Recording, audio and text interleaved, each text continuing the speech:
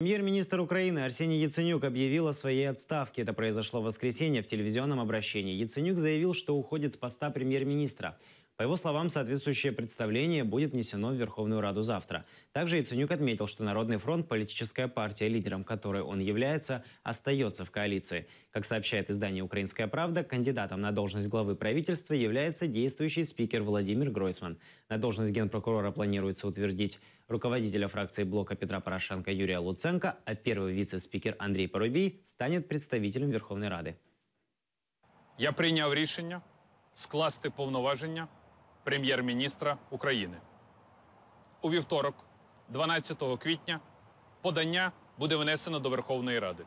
Парламентська фракція блоку Петра Порошенка висунула на посаду глави уряду Володимира Гройсмана. Зробивши все для стабільності і спадкоємності курсу, заявляю про рішення передати обов'язки та відповідальність керівника уряду України.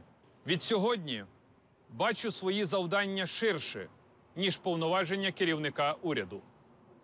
Нове виборче законодавство, конституційна реформа, судова реформа, коаліційний контроль за курсом нового уряду, міжнародна підтримка України, членство України в Європейському Союзі і НАТО – це частина моєї програми.